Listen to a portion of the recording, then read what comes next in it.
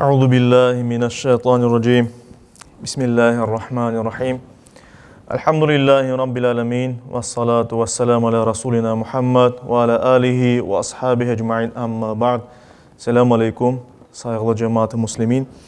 Yüce Rabbimiz bu mübarek cuma gününde yapacak ibadetlerimizni, dualarımızı en güzel şekilde kabul makbul eylesin. Bizge, yakınlarımızga amanlık nasip etsin inşallah. Biz geçken vaazlarımızda başlayan mevzunu devam etemiz. İman esaslarını anlatamız ve biz başlayan edik kitaplarga iman degen imanımızın 6 temelinden birisini anlatmağa. Onun başını anlattık. Mukaddes kitap nedir? Peygamberlerge kelgenlerini hepsini anlatıp geldik ve endi 4 büyük kitap hakkında birkaç söz aytmağa istedim men. Ama buna geçmeden evvel bunu aytmak gerek ki Allah-u Teala bazı peygamberlerge kitaplar yollagan edi. Bazı kitaplarına ise kiçkene kitapçıklar, birkaç sayfadan ibaret kitapçıklar yollagan edi ve ona çok su vakit suhuf dep aytılar. Yani sayfeler, birkaç sayfa. Ve Kur'an-ı Kerim'de mesela böyle suhuf, sayfeler İbrahim aleyhisselam'a ve Musa aleyhisselam'a iki peygamberge yollanılganı hakkında buyurula Kur'an-ı Kerim'in özünde. Hadislerde ise 4 peygamberge böyle birkaç sayfadan ibaret olan kitaplar, kitapçıklar kelgene buyurula.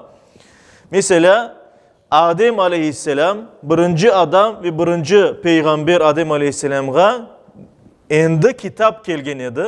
10 sayfadan ibaret edi. 10 sayfalık Allah'ın sözü kelgen edi Adem aleyhisselam'a. Daha sonra İdris aleyhisselam'a 30 sayfalık kitapçık kelgen edi sayfa. Şit aleyhisselam'a 50 sayfalık kitapçık kelgen edi ve İbrahim aleyhisselam'a Kur'an-ı Kerim'de anılgan işte sayfeler kelgen İbrahim aleyhisselam'a 10 sayfadan ibaret kitapçık kelgen edi dep hadislerde geçmekte. Kur'an-ı Kerim'de ise kitap olarak yollanılgan peygamberler anıla ve onlar 4 peygamber ve 4 kitaptır. Birincisi Musa aleyhisselam. Musa aleyhisselam'a Tevrat adında kitap indirilgen edi. İkincisi Davud aleyhisselam. Davud aleyhisselam'a Zebur adında kitap indirilgen edi. Üçüncüsü bu İsa aleyhisselam. İsa peygamber ve ona da İncil degen kitap yollanılgan edi. Ve dördüncüsü Kur'an-ı Kerim, bizim mukaddes kitabımız, o da peygamberimiz Muhammed Mustafa sallallahu aleyhi ve sellem'ge yollanıldı. Şu 4 kitapka her bir Müslüman iman ete inana, hepsi aktır ve gerçektir. Çünkü Kur'an-ı Kerim'de hepsi anıla ve Allah-u Teala peygamberlerge şu kitaplarını yollağanı hakkında ayta. Bu bizim imanımızın bir parçası. Ama nedir ki Kur'an-ı Kerim'de anlatılganı dayın zaten. Kur'an'dan evvelki kitaplar insanlar tarafından değiştirildi. Ve ona göre o itibarını coydu bu birincisi. İkincisi zaten Allah-u Teala Hatemul Enbiya, peygamberlerinin muğuru, sonkusu olan peygamberimizni Muhammed Mustafa sallallahu aleyhi ve sellem'i yollağandan son Kur'an-ı Kerim'de buyurulgan üzere dinini tekmilledi. Daha evvel bütün dinlerinin en güzel şeklini getirdi peygamberimizin ve peygamberimiz bütün insanlarga ve bütün vakitlarga ahir zamana kadar peygamber olarak yollanıldı. Ve onun getirgen kitabı Allah-u Teala'nın sözü Kur'an-ı Kerim. Bu en son kelgen kitap ve bütün insanlara kelgen ve bundan evvel olan kitaplarının hükmü yok etildi. Yani onlar endi geçerli değil. Onlar oz vaktinde oz halkına yollanılgan edi. Eğer dikkat etken olsanız bu mukaddes kitaplarının uçu da Tevrat'ta, Zebur'da ve İncil'de hepsi Beni İsrail yani Yahudilerge yani çufutlarga yollanılgan edi. Bu halka kelgen edi. Ama Kur'an-ı Kerim kelgenden son en bu kitaplarını en bütün insanlığa kelgeni için onun hükmü endi sadece onun hükmü geçerlidir. Ve aytkanımız gibi insanlar tarafından değiştirildi. Şu Kur'an-ı Kerim'den kelgen 3 ak kitap onların asıl soyları kalmadı indi. Sadece değiştirilgen formaları var ve değiştirilgeni için onun farklı varyantları da var bu kitaplarının. Ve onların hepsi Biblia'nın içine giriyor. Biblia degenimiz yani Hristiyanların mukaddes kitabı var. İki kısımdan ibaret. Eski ahit, yeni ahit. Vetki Zavet, Novi Zavet. Ve Yahudiler de İncil'den gayrı birinci iki kitabını da kirseteler o mukaddes kitabına. Yani Vetki Zavet degenimiz eski ahit, Yahudilerin de mukaddes kitabı sayılı ama onlar yeni ahitini kabul etmeyler.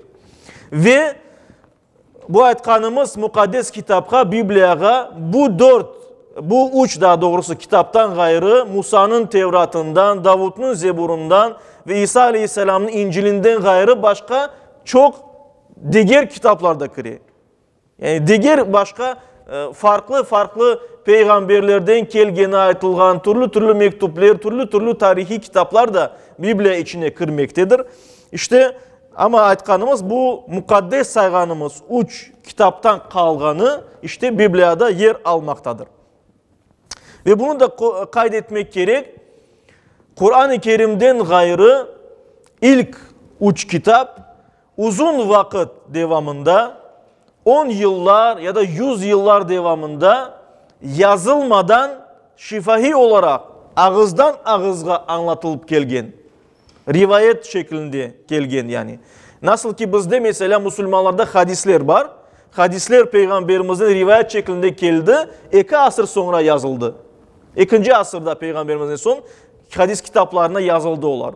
Yani insanlar birbirini anlataydılar Kur'an-ı Kerim'in karışmasın diye. Aynı şekilde bu üç kitap da Kur'an-ı Kerim'in evvel kitaplar ağızdan ağızga rivayet şeklinde aytılaydı. Ve ona göre de daha sonra yazıldı ve yazılganda da değişmelerge uğratılgan idi. Ve bu aman yazılmaganından sebep onların değişme ihtimali daha da ziyade oldu elbet. Nasıl ki İslam medeniyetinde biz bilemiz, Peygamberimiz böyle ayette deyip rivayet edilgen çok şeyler var. Ama o hadis deyip rivayet edilgen bazı rivayetler, anlatılganlar hadis olmaganı deyip anlaşıldı. Yani mesela ayetalar Peygamberimiz böyle ayeti, hadis alimlerini onu incelediler ve dediler ki böyle hadis yok. Bu uydurmadır. Yani İslam dininde bunlar hepsi araştırıldı. Ama işte bu kitaplarının nakil edilmesinde, rivayet edilmesinde böyle hatalarının değiştirilme hatalarının olması da tabiidir. Çünkü onlar hepsi aman yazılmagan idi. Rivayet şeklinde ağızdan ağızga aytılıp gelgen. Yani daha sonra yazılgan. İşte en evvela bu kitaplarga her bir kitap hakkında birkaç söz aytayıq. En evvela kelgen birinci büyük kitap bu Tevrat'tır. Tevrat kitabı Musa Aleyhisselam'a indirilgen edi. Ve konumuzda ona bu Tevrat kitabı aytkanımız gibi Biblia'nın bir kısmı, mukaddes kitabının bir kısmı ve eski ahit. Yani Vetki Zavet'te yer alan. Ve ona konumuzda Tora deyilir. Tora deyilir ve ondan sonra Pitiknije deyilir. 5 kitap deyip aytalar. Niye için? Çünkü o 5 kısımdan ibarettir. Bu kitap Tevrat kitabı Hazreti Musa'ga ve Beni İsrail oğullarına yani Yahudilerge kelgen bir kitaptır. Ve bunun hakkında Kur'an-ı Kerim'de bizge Yüce Rabbimiz oza ayta. Maide suresinin mesela çok yerde aytılar da buradan ayet-i kerime getirip geçeyik. Maide suresinin 44. ayet-i kerimesinde Allahu Teala böyle buyura. Estaizu billah. İnna enzelnat Tevra. Hiç şüphesiz biz Tevrat'ı indirdik diye Allahu Teala. Fiha huden ve nurun. Onun içinde doğru yolga alıp bargan tavsiyeler, nasihatlar var idi ve aydınlık var. Yani Allahu Teala'dan yani karanlıklardan doğru yolga alıp baracak bir nur var deyip Allahu Teala buyurgan idi. Yahkumu bihan nebiyyun. Bu kitapnen birçok peygamber hukum bergen idi. Birçok peygamber insanlarını doğru yolga alıp bargan idi Tevrat kitabının. Ellezine aslemu lillezine hadu. Ve bu peygamberler Allah'a boysungan, Müslüman olgan demek ki Allah'a boysungan ve Yahudi olgan, Yahudi olup doğru olgan birçok insanını Allah'ın iradesinin alıp bargan edilerdi buyura. Yani Tevrat degenimiz mukaddes kitap Musa aleyhisselama kelgen edi ve Musa aleyhisselamdan sonra birçok peygamber doğru yolda Allah'a boysungan olgan Yahudilerini daha bozulmagan edi dinleri alıp bargan edi doğru yolga dep Kur'an-ı Kerim'de Yüce Rabbimiz ozu bunu buyura. Ama şu bir gerçektir ki Yahudi halkı Allah-u Teala onlara çok sınavlar yollagan edi elbette ve tarih boyunca Yahudiler surgunluklarga uğradılar, esirliklerge uğradılar. Bir yerden başka yerge onlarını alıp bargan ediler ve şu esnada Tevrat'ın asıl nuskası yok oldu gitti. Yok oldu. Demek ki ve ona göre de sonradan Yahudi alimleri onu kenede yazganlar ama yazganlarında o artık değiştirildi. Ve konumuzda değiştirilgen sıfatının bulunmakta Biblia'da, mukaddes kitapta. Yüce Rabbimiz Nisa suresinin 46. ayet-i kerimesinde böyle buyura. Estaizu billah. Minellezine hadu. Yahudi olganlar var mı? De Allahu Teala. Yuharrifunel kelime an mevadi'i. Sözlerini birbirinin yerine değiştirgenler. Yani Tevrat'ını sözlerini değiştirgenler de Allahu Teala Kur'an-ı Kerim'de. Ve ona göre de biz Müslümanlar olarak buna inanamız ki Tevrat Yahudi alimleri tarafından değiştirildi ve konumuzda onun asıl nuskası yoktur. Ve bunun başka bir mesele de anlata. Çünkü konumuzda Tevrat degenimiz kitabının Tevrat dep anılgan ya da Tora dep anılgan ya da Musa'nın 5 kitabı dep anılgan 3 tane farklı Tevrat var konumuzda. Birincisi İbrani dilinde olgan, yani İbrahim peygamber laf etken tilde olgan bir nuska ve bu nuskaga Yahudiler ve Protestan Hristiyanlar esaslanalar. Yani onların mukaddes dep sayılganları İbrani dilinde olgan bir Tevrat.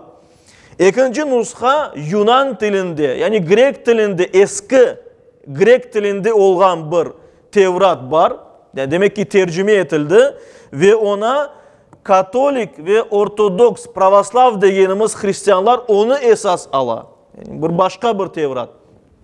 Ve üçüncüsü Samirice olgan, Samiri tilde olgan bir Tevrat var. Onu da Samiri degen akım esas olarak almakta. Demek ki zaten Tevrat'ın birkaç formada endi olganı onun değiştirilgenini bizge gösteriyor. Çünkü asıl nuska bir taneydi ve Musa aleyhisselam'a kelgen edi. İşte Tevrat 5 bölümden ibaret aytkanımız gibi.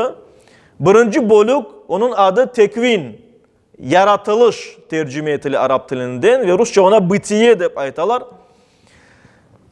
Bu dünyanın insanın yaratılganı hakkında Hazreti Adem nasıl günah işledi ve nasıl yerge indirildi, Nuh tufanı hakkında, Hazreti Yusuf hakkında hikayeler ve Yahudilerin Mısır'a nasıl barmaları ve Mısır'da yaşayanları hakkında anlatkan bir bölümdür bu. İkinci bölüm onun adı Huruc, çıkış. Rusça buna İshod aytalar. Nasıl Yahudiler Musa peygamberle beraber Mısır'dan, Yegipt'ten çıktılar. Bunun hakkında anlata. Musa aleyhisselamın mucizeleri hakkında anlata. Üçüncü kısım onun adı Levililer ya da Levit adında. Anda dini hükümler yer almakta. Yani Yahudiler nasıl yaşamak gerek olduğu hakkında din hükümleri, Allah'ın koygan kanunları anlatıla. Dördüncü bölümünün adı sayılar, çisla deyler buna Rusça. Hazreti Musa'nın vefatından son Beni İsrail yani Yahudilerinin artık Kenan ülkesine, şimdiki Filistin, Palestina topraklarına gelmesi ve yerleşmesi hakkında anlatıla. Ve beşinci sonki kitap onun adı Tesniye. Yani iki kanun, böyle ikinci kanun manasında tercüme etmek mümkün onu. Rusça buna Vtarazakoniye deyilir. Hazreti Musa'nın ölümü vefat etmesi, defin etilmesi, Hazreti Musa'ga kelgen 10 tane Allah'ın emri hakkında, Allah'ın yani zapovidleri hakkında ve diğer hükümler anda yer almakta. İşte Tevrat günümüzde değiştirilgen bir kitap olarak devam etmekte. İkinci yollanılgan kitap bu Zebur kitabıdır. Kur'an-ı Kerim'de şu adının anılmakta. Günümüzde o da Biblia'da mukaddes kitapla yer ala Vethi Zavet degenimiz eski ahitte mezmurlar adının geçiyor. Rusça ona psaltir deyler. Mezmurlar şeklinde. Bu kitap Hazreti Davud aleyhisselam'a peygamberge yollanıldı ve Yahudi halkına kene de yollanılgan idi. Artık ezan da okulmakta. Aysa inşallah Zebur hakkında biz gelecek vaazımızda anlatmaya devam eterimiz. Saygılı cemaat-i muslimin, biz her birimiz iman esaslarına inanmak gerekmez. Şu cümleden Kur'an-ı Kerim'de eğer anlatılgan olsa, Kur'an-ı Kerim'den kelgen 3 da doğrusu mukaddes kitap hakkında biz onlara inanmak gerekmez. Ama günümüzdeki şeklinin değil, Allah-u Teala tarafından yollanılan şekline iman etmek gerekmez. Bu imanımızın gereğidir. İşte Yüce Rabbimiz her birimizge iman etken, Müslüman olarak yaşap, Müslüman olarak vefat etken kullardan olmağa cümlemizge nasip eylesin. Amin.